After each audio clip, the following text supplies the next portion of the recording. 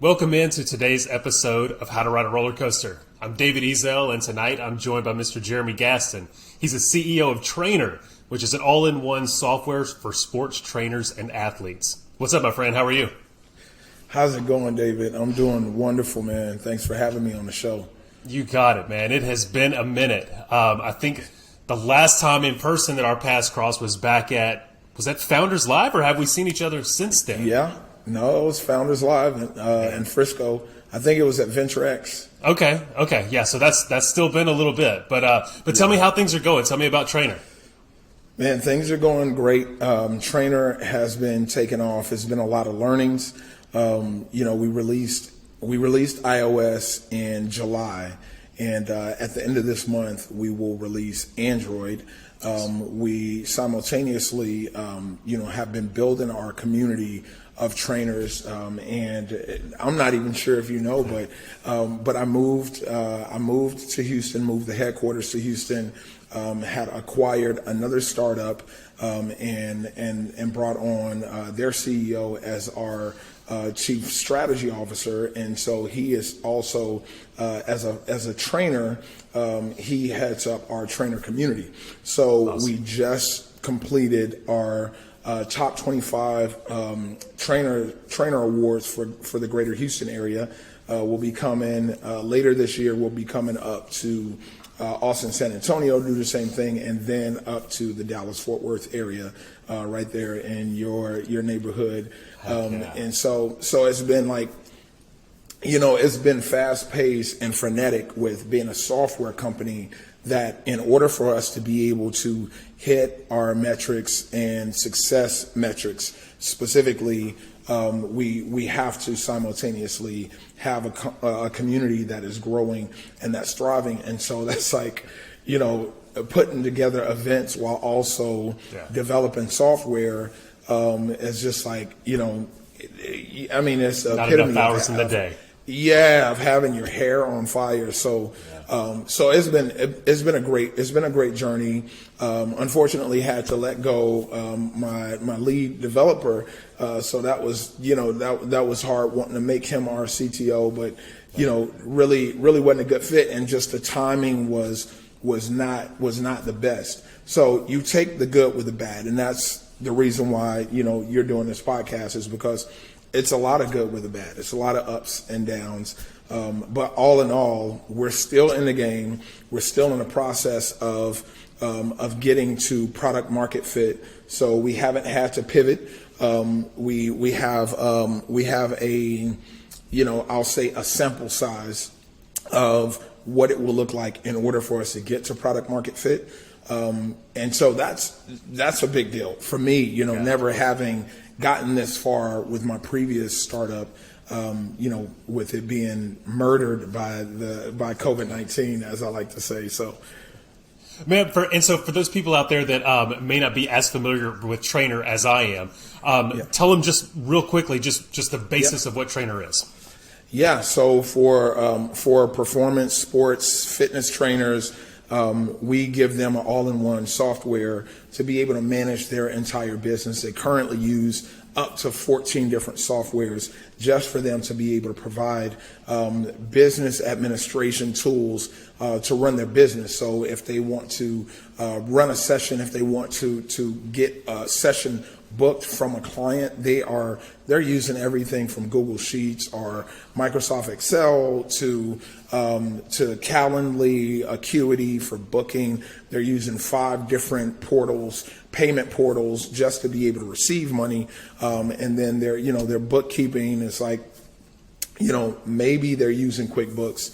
If they are paying their taxes, right? Yeah. So it was a no-brainer for us that there's nobody in the industry, there's no software in the industry that focuses. We live in the niche of these fitness trainers, and our bread and butter are sports trainers. The LTV. The length of time that they are with a client, with a youth athlete.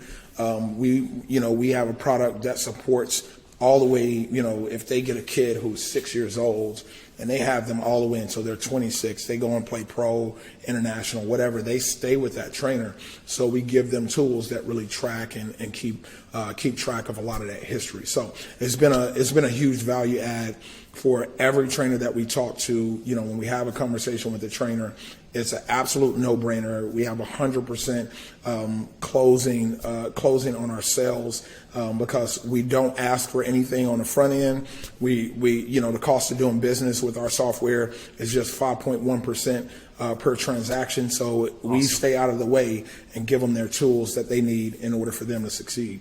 Awesome. So it's just based on whatever sales they make, the percentage comes from that, or is it also a monthly that the trainer has to pay? Just the percentage? No, just the percentage. No hidden fees, no extra fees, anything like that. So that's why I say that's awesome. It's a no-brainer. You know, we're in it for the trainers, and we want to be able to get out of their way. You know, and I love that you brought up LTV or lifetime value, because I don't think a lot of, especially in that focused area of, you know, sports training and personal training, it doesn't feel like maybe they're thinking that far down the line. It's like, hey, I have somebody that just came in, I'm training them for this. They're trying to make the team. They're trying to do whatever that one goal is, but they're not thinking about later on. Yeah. That was one of the things that was really big. So when I brought on my co-founder Abdul Foster, who, if you know anything, if you're familiar with any Houston football, his brother Arian Foster played, and he was the one who trained him and got him into the league. So his background in training is very deep. He trained half of the Houston Texans team after getting his brother on. And so one of the things that we had a roundtable on was like, okay, who is it that we're going to focus on as like our sweet spot? So we know we want trainers, but what kind of trainer? And so it really came down to the data. It was looking at the fact that, you know, if you talk about general fitness, you talk about a Camp Gladiator trainer, you talk about, a yoga trainer, Pilates, things that nature, just general fitness, right? Yeah. Not necessarily sports performance or anything of that nature. When you look at those trainers, when you look at their clients, they are what we call fitness enthusiasts. And those fitness enthusiasts really are like you and I, right? We're fathers. We got a little bit of the dad bod, me more than you. I don't know about that. Look, you can still see your waistline. So you're good. But we get to the place where we're like, man, I miss those days when I had abs. And so we want to reach out to a trainer. We get with a trainer, get the process going. They work with us, help us to find a good program, right? Then we start working that program and we start melting fat away and building up muscle. Well, now we've gotten into a habit. And that process of working with that trainer lasts us for maybe, let's call it 9 months to 18 months. Yeah. After that, we know how to do what it is that we need to do.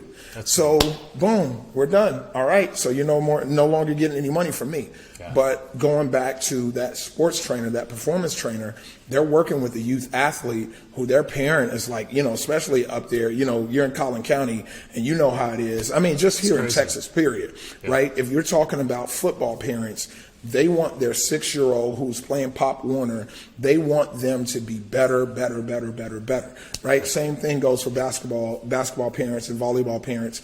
And so they're getting them younger and younger. So as they're coming into working with the trainer at 6 years old, doing group training, things of that nature, and they're sticking with them for 20 years, you're telling me that you would rather focus on, 18 months of LTV or 20 years of LTV, right? So it was, for us, it was a no-brainer after we looked at the data. It was like, look, we have to run our company based on data instead of off of emotion.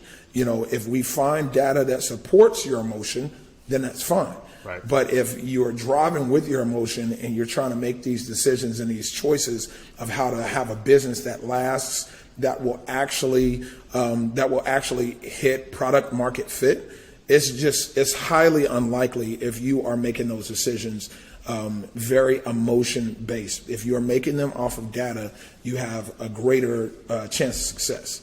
Was there a turning point when that really happened with you guys, when maybe it was previously really basing things off of emotion and then something happened and it's like we've got to flip? Oh yeah, absolutely. So right at the beginning, right out the gate, I made a cardinal sin, and that was, coming from my previous startup, there was a point in the middle where I'm grappling, I'm throwing stuff up against the wall, trying to figure out how is it that I'm going to succeed as a startup founder. I'm back in corporate America doing my thing, but I'm like, this is not where I'm going to stay.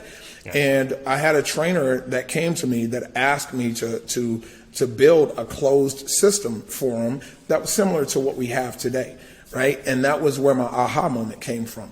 But his was more focused on the video training, the virtual training, him housing his video library and being able to access his athletes that were over in Australia. So I sat down and I had an aha moment, like, wait a minute, in the midst of a pandemic, trainers are still working.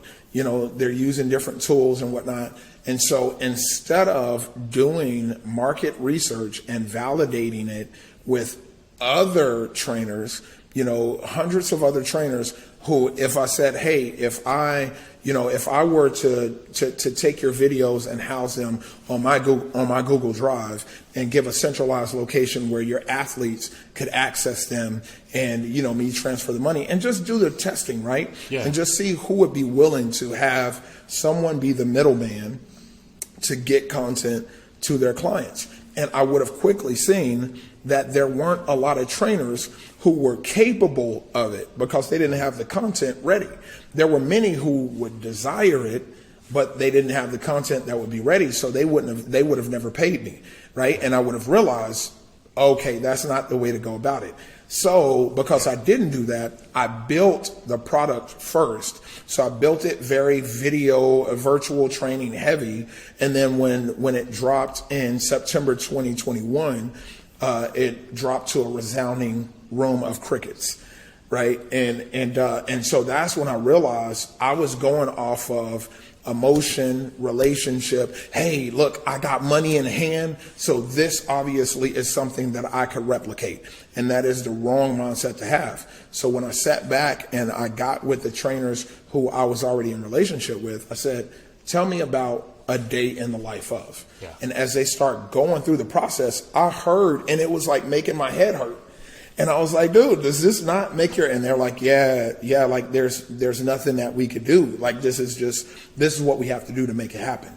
And that was the aha moment. It was like, it was data that was supported by, it was supported by their pain point. Like this was a pain level 9, and like, that's where I want to be in the business of, is solving the pain level 9 problems, right? That's where people really want to pay you money to solve that kind of problem.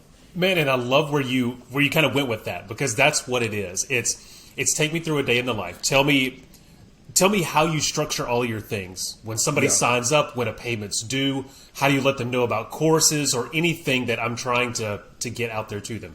Because like you said, they're not going to sugarcoat it. They're going to say, man, I do this, but it takes forever. I don't like doing it. And then when you hear those little red flags go up, that's when it's, okay, well, I think I've got to solve for this. So I love the leading with the data part. And I think we all just, unintentionally a lot of times just kind of lead with the heart, lead with the emotions. Right.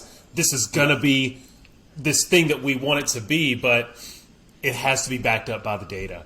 And so kind of where are you now with it? So that everything dropped in September of 21. We're not quite 2 years, I guess a year and a half past that. Where are we now?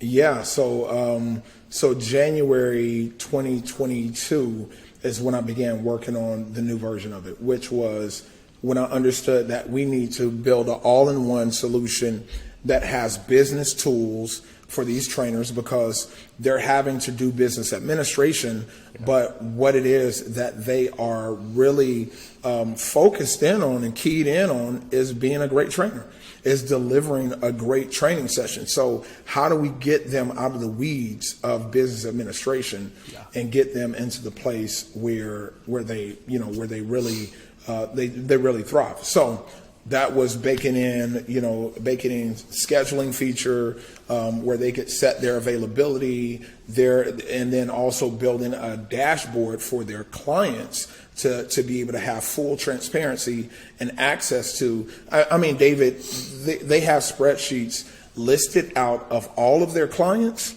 that they have, and then how many sessions for the month they have remaining. So they have to go in and they have to make changes to those after every session, right? And so their clients have no transparency on the process. So they're always texting them or calling them like, hey, coach, when are you available? How many more sessions do I have available for this month? And blah, blah, blah, all that stuff, right?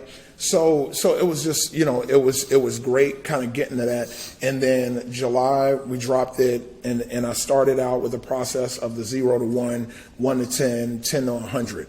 And so I had one trainer on there who was really bought in, and they went through, and this dude was so in on the product that he invited all of his clients onto the platform. And I was like, oh, I didn't mean for you to do that because it's still buggy, right?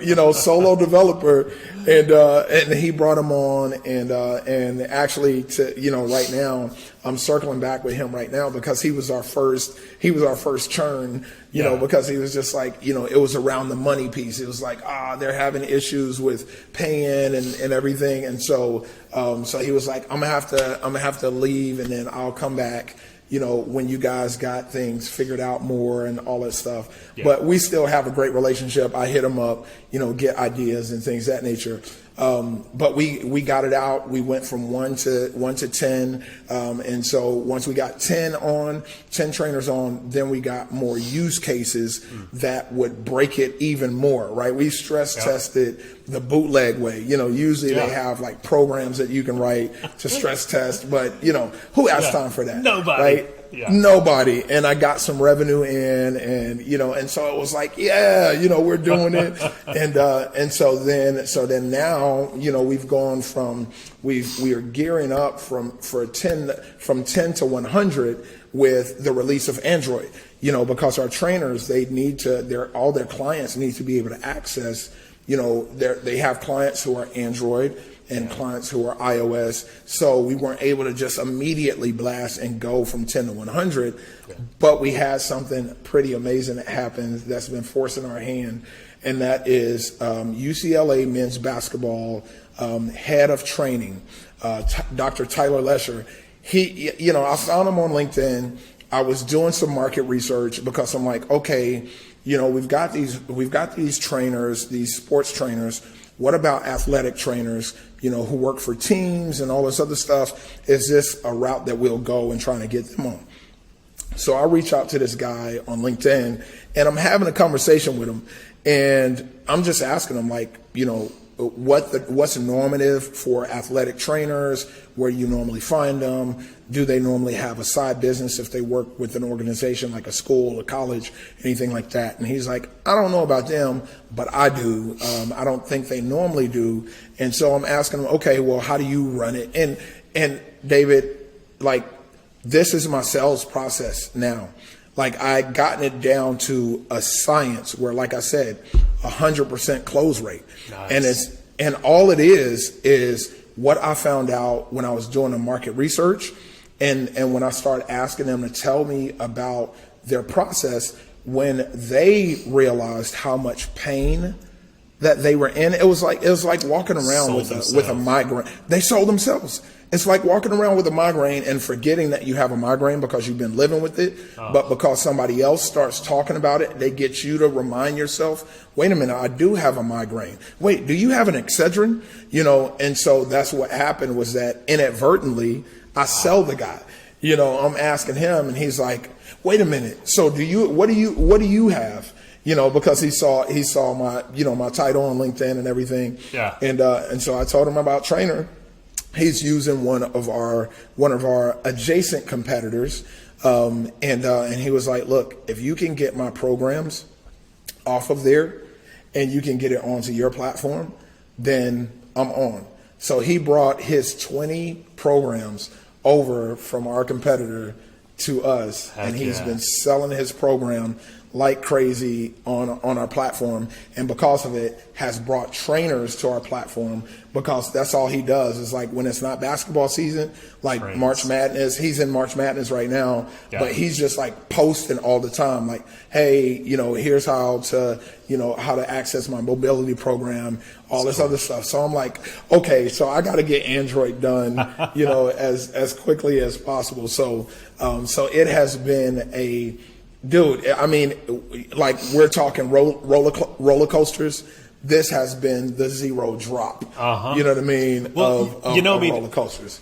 And that's, to me, that's the beautiful thing about it is like you can't start going up and you can't start to have moments like you just described without having something coming down. You have to have that gravity of hitting the roadblocks, finding out, having the aha moments, having the things that don't work, because now you have so much momentum behind you that when it comes time for that, everything is already in your tailwind. It's all pushing behind you. You're in that moment, but you've already done the hard work, and that hard work is what's pushing you up. So man, congratulations on that. Thank you. Yeah, dude, that's huge. So technical co-founder, you guys, so where are you kind of going with that part? Because I mean, I know you mentioned that was kind of a bit of a sore subject here recently, but that's kind of where you're going next. So what does that look like? Yeah.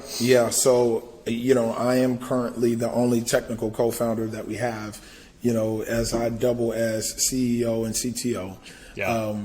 But my desire, even with the lead developer, lead engineer that we had, who came with my co-founder from his previous startup, I was still very much on the lookout for my CTO. I was giving him the opportunity, but like I told my co-founder, Abdul, I told him, I said, we have to, you talk about DEI, and some people want to talk about DEI, some people don't want to talk about DEI.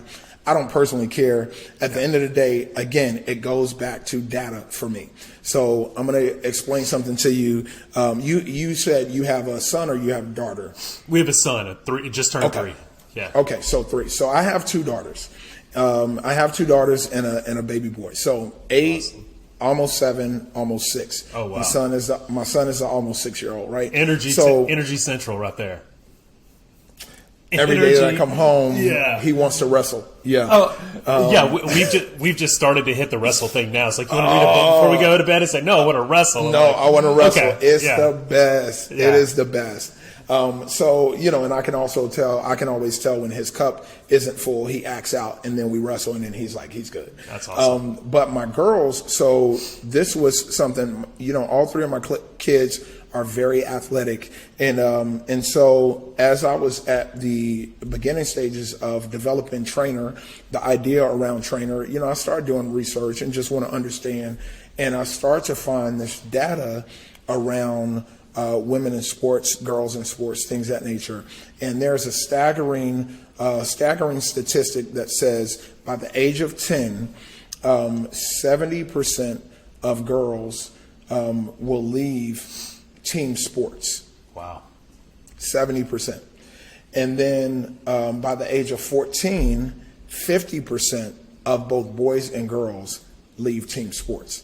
So you see how even 50% of boys that are in the remaining amount of boys who are in high school sports are only 50% of who started, right? Yeah. The girls' number is that much smaller, right? And so I started to think about it, and my wife really helped me to put some understanding behind it, because, when boys around age 10, 11, 12, when we hit puberty, our physiological change doesn't come with pain, right? It doesn't come with the only embarrassment that it comes with is your voice fluctuation, right? But for a girl, her physiological change is totally different, right? She is immediately dealing with a level of pain that boys are not having to deal with when they practice. Dealing with abdominal cramps. As a guy, we would be, oh man, I'm good. I can't I'm done. I can't work out today. But she already has to learn how to manage that pain whilst playing, right? Wow. Or whilst practicing. And so thinking about not having representation, think about it. If you were a young lady's coach, if you were her trainer, she's 10 years old, 11 years old, 12 years old, and she's hit this transition. Do you know what to do? Do you know how hard to push her? Do you know when to kind of let off? Do you know how to understand when she's giving you fluff and when she really is dealing? Right. We just don't have that. We don't have that experiential knowledge. So I could completely understand why girls are dropping like flies. So then, I said, well, we have to do our part to increase representation in training, in sports training. And I believe that we literally, this is my big, hairy, audacious goal, is that I believe that we can change the face of sports, period, not just for women, but the face of sports by democratizing access to trainers and then by increasing the representation of female trainers in sports with our platform. So the reason why I took you into all of that is because it starts with how we build from the top. So I told Abdul, I said, we have to have our eyes on looking for a female CTO, which is like, it's not even a unicorn, bro. It's like a decacorn. It's like a Pegasus, right? It's so rare, unfortunately. And so that's what I've been looking for, because I feel like when we build more products, we have to build with a female voice in mind as well. And I can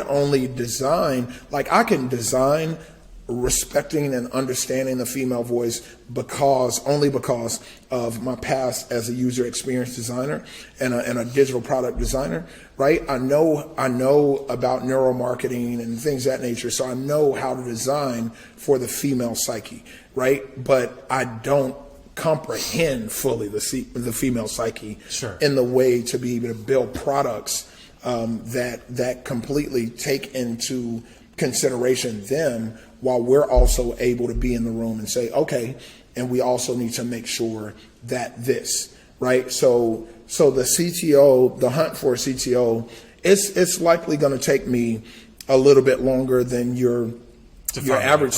Yeah. But it may not. It may, she may be a godsend and just drop into our office and everything. But I'm very focused on how it is that I do that, not shawning guys, just simply saying any guys that come in on the tech team, they've got to understand that we have to have a female voice in the lead position. Absolutely. And I don't think that there's anything wrong with saying that, because otherwise their voice gets drowned out, because there's not enough of them in the room and, all this other stuff. So, that wasn't too much of an answer for you. Man, no, I love that answer, and I think that that's exactly right. Just for every reason that you mentioned, but the places where an all-male team or a predominantly male team would have those gaps, where it would be the same if anything was reversed. You have to, and especially when it comes to stats, like you mentioned. That's just. There has to be something there where it's emotional intelligence for males at 10 to 12 years old, emotional intelligence for females at 10 to 12 years old, to understand what they're going through. And like you said, male coaches just do not. You can understand it from a knowledge standpoint, but from an experience standpoint, not going to happen. So and just the way that it can be encapsulated into something that feels right, I think that's what it is. So my network and Rolodex is always open. I would love to help find that unicorn person for it. But yeah, man, everything that you've been talking about, even the place that I go now, just kind of going back to what you were mentioning a little bit ago about just some of the struggles that trainers have now. The place that I go now, it's like a 2-day-a-week type thing. There's no way of them knowing if you come or if you don't. So there's nothing I don't do anything online. There's nothing where it's like, hey, I showed up on Tuesday, I'll be back on Thursday. That's all I can show up. They just see me And I guess it's just like a handshake and taking my word for it, and then it just gets, withdrawn from my checking account once a month. But outside of that, I'm like, man, are you guys able to keep the lights on? I mean, I feel bad for them. I'm like, how do you know? If I came 3 days a week, would you really know? I mean, I feel like there's, just so much opportunity for something like TRAINR, from the macro and the micro. I mean, especially on the micro side, we're getting really into understanding the lifetime value of everybody from the trainer to the people that they train, both male and female, so that you can really accustom it and build it tailored to that specific customer or trainee's needs. So I mean, like I said, I love what you guys are doing. Thanks. Is there anything that, and I mean, not that there's one key takeaway or anything like that, but what would you say is one of the bigger takeaways, maybe post-pandemic, that has been just kind of like, that's the thing that if I could tell myself pre-pandemic, I would say, hey, watch out for this because this is going to change. This is what you need to go with post-pandemic. Man, that's really, that really is a challenge, because I'm going to tell you, the pandemic gave me a seismic shift in understanding and comprehension, because, what was it, maybe 100 years prior that anything of this scale and magnitude, like, what we were saying before was like build a recession-proof business. And that's cool and whatnot, but like now it is build a pandemic-proof business. Yeah.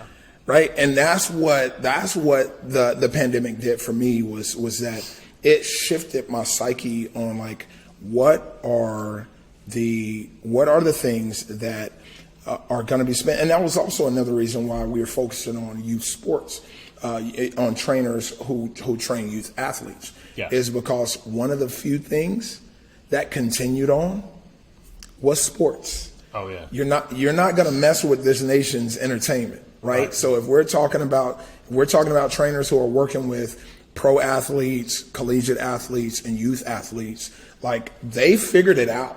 Right. Like, it shut down for a little bit, but then they figured it out. I mean, we put cardboard cutouts in the stands of like hundreds of seats. Come on. It's crazy. Come on. Like they were not shutting down. So that was my biggest takeaway on like, look, if you're going to be wise about this, if you're going to be wise about being a startup founder, if you are going to take the risk and you're going to lean over to your wife and say, hey, I'm going to do it again. I'm going to jump out there again. And, if you're going to take the risk, then make sure, one, you are building a pandemic-proof startup.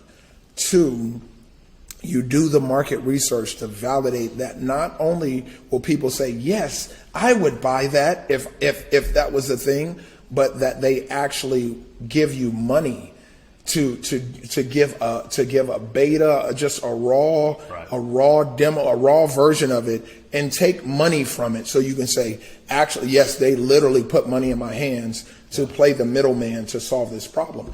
And then three, the biggest one for me is this is kind of on a personal note, but build as much of the business as you can so that you can de-risk it for two people, yourself and for the investor, right? Because if you can build the product, if you can get the MVP to market and you can generate revenue before you ever had to take on any investor dollars, then you're going to save yourself a lot of headaches and the time that it takes for you to get, because remember, the MVP is likely not going to be what it is that you end up fully going to market with, right? Or maybe it's a beta version that you put out. That's going to shift already. The MVP gets out there, and then the market will tell you how well they're going to accept it. They may only accept certain features, but not others. So then there's going to be some pivoting